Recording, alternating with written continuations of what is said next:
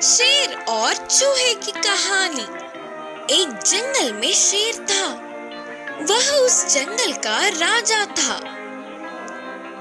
इससे कुछ जानवर उससे डरते थे। शेर के आसपास भी नहीं भटकते थे। उसके आने की भनक से ही भागकर छुप जाते थे।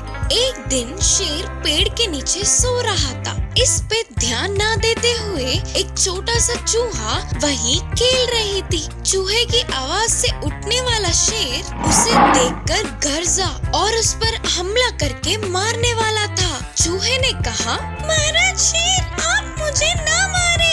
अगर आप मुझे अभी छोड़ देंगे तो कभी ना कभी आपकी मदद जरूर करूंगी। मुझ पर विश्वास कीजिए। तुम हो तो बस एक छोटा सा चूहा और तुम मेरी मदद करोगी। अब मुझसे बचने के लिए ऐसे बोल रही हो ना। फिर भी तब तक कोई भी जानवर ने शेर से बात करने की साहस नहीं की। छोटी सी चूहे की साहस को देख शेर को उस पर दया आई और उसने छोड़ दिया। एक दिन कुछ शिकारियों ने जंगल के जानवरों का शिकार करने के लिए जाल बिछाया। इस पर ध्यान न देने वाला शेर उस जाल में फंस गया। उस जाल से बाहर ना निकल पाने वाला शेर गरजने लगा। शेर की आवाज सुनने वाली चूहा थोड़ी समय बाद जल्द से जल्द शेर के फंसे हुए जगह पर पहुंची। महाराज जी, आप चिंता ना करो, मैं आपको इस जाल से छुड़ा लूंगी। बोलकर तेजी से जाल को काटकर चूहे ने शेर को शिकारियों से बचा लिया। चूहे की मदद से जान से बचने वाले शेर के मन में पश्चाताप हुआ। छोटी प्राणी होने के कारण मैंने उस चूहे को नीचा दिखाया, लेकिन अगर मैं उस दिन इसको मार देता तो आज मैं उन शिकारियों के हाथ लग जाता। तब तो मेरी जान पे बनाती। तब से शेर उस चूहे से दोस्ती करने लगा। इस कहानी की सीख है कि हमारे द्वारा किए गए मदद किसी न किसी रूप में हमें वापस मिलेंगे। एक बंदर और दो बिल्लियों की कहानी। एक बार दो बिल्ली रोटी के टुकड़े के लिए लड़ रहे थे।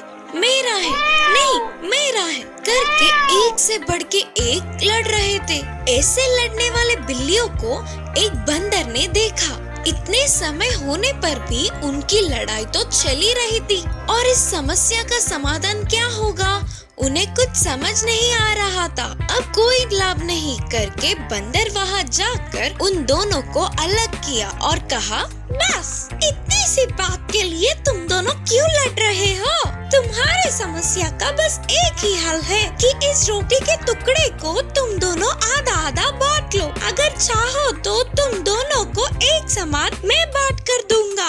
ऐसे बंदर के दिए हुए सलाह उन बिल्लियों को पसंद आया। बंदर की वजह से आधी समस्या का हल होने पर बिल्लियां उस रोटी के टुकड़े को बंदर को दिए। फिर बंदर ने उस रोटी के टुकड़े को दो हिस्सों में बांटा, लेकिन बंदर ने कहा, अरे एक हिस्सा तो बड़ा लगता है। बोलकर उस टुकड़े को थोड़ा खा गया। अरे अब ये हिस्सा बड़ा हो गया करके बोलकर उस दूसरे टुकड़े में भी थोड़ा खा गया। अब ये बड़ा हो गया बोलते हुए पहले हिस्से को फिर से खाया। ऐसे थोड़ा थोड़ा करके पूरी रोटी के टुकड़े को खाकर एक ही बार छलांग मार के पेड़ पे चढ़ गया।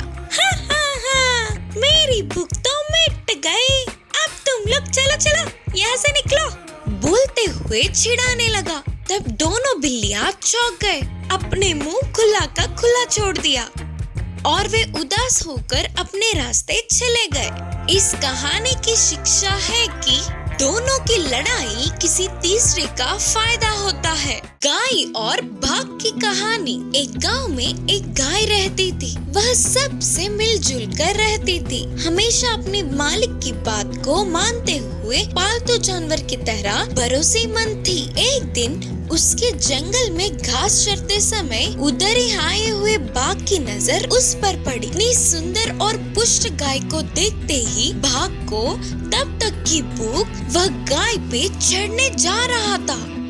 यह देखने वाले गाय ने तुरंत कहा, रुको बाघ राजा रुको, पहले मेरी बातें तो सुन लो। घर पे मेरी एक नन्ही सी बछड़ा है, उसे अभी इस दुनिया के बारे में कुछ नहीं पता और मैंने उसकी आज की भूख को भी नहीं मिटाया। अगर आपकी दया होगी तो मैं अपनी बच्ची को पेट भर के दूध पिलाकर सबके साथ कैसे रहना है अच्छे बातें सिखाकर आती हूँ। हंस पड़ा और बोला, हाँ, कितने विश्वास से बोल रही हो। हाथ आए हुए आहार को छोड़ने के लिए मैं पागल हूँ क्या? मैं बहुत भूखा हूँ। तुम्हारी इन बनाई बनाए बातों में नहीं आऊंगा। ऐसे तुम्हें छोड़ दूंगा सोच रही हो क्या? अरे नहीं बाघ राजा, मुझ पर भरोसा करो, मैंने कभी भी असत्य नहीं कहा है। अगर आपकी दया हो तो मैं जाकर मेरे बच्चे को पेट भर के दूध पिलाकर आऊंगी। ऐसे मिली जिंदगी को मुझे नहीं जीना। भूख से तड़पने वाले आपकी भूख को मिटाने से अच्छा कोई और पुण्य का काम नहीं होगा। मुझ पर भरोसा करे। हंस पड़ा और बोला, ठीक है तुम अभी जाओ, लेकिन वापस नहीं लौटे तो फिर कभी न कभी तो तुम मेरे हाथ लगोगी ही ना, तब देख लूंगा। उन बातों से खुश होने वाली गाय जल्दी घर पहुंचकर अपनी बच्ची को पेट भर के दूध पिलाते हुए कहा, बच्चे यही हमारी आखिरी मुलाकात है, अच्छे से रहना, बुद्धिमान बनकर मालिक की मदद करना, सबसे अच्छे से रहना, कोई लड़ाई मत कर, कभी भी किसी भी चीज के लिए झूठ मत बोल, हमेशा सच्चाई का साथ देना और वही तुम्हारी रक्षा करेगी। सबसे अच्छा नाम कमाना और अपनी जिंदगी को साकार बनाना। बोलते हुए उसे कुछ चीजें समझा सिखाकर वह वापस जंगल लौटने लगी। वही जंगल में गाय की इंतजार करने वाले बाघ को दूर से गाय आती हुई दिखी। वह चौंक कर बोला, आहा, ये गाय कितनी भरोसेमंद है, अपनी बात की पक्की है, मेरा आहार बनने के लिए वापस आ रही है। वह अपनी प्राणों से भी ज्यादा अपनी वचन को पूरा करने वाली गाय कितनी महान है। ऐसी सत्यवादी को मैं मारूंगा तो मेरे सिर पर पाप चढ़ेगा, पाप करके बाघ ने सोचा। गाय के नजदीक आते ही बोला, हे महान गाय, तुम कितनी सत्यवादी हो, अपनी वचन के लिए, बात के लिए अपने प्राणों की भी चिंता ना करते हुए मेरा आहार बनने के लिए आई हो। अगर मैं तुम्हें मार दूंगा तो मुझे महापाप चढ़ेगा। तुम्हें छिड़ाने के लिए मुझे माफ करना। मेरी भूख आज नहीं तो कल कैसे भी बुझा लूंगा। तुम अपने घर जाकर अपने बच्चे के साथ आराम से जीना। तब गाय खुशी से घर जाकर अपने बच्चे के साथ हमेशा खुशी खुशी से रहने लगी। इस कहानी की सीख है कि अगर हम अपनी बात पर अड़े रहे तो उसका फल हमें जरूर मिलता है।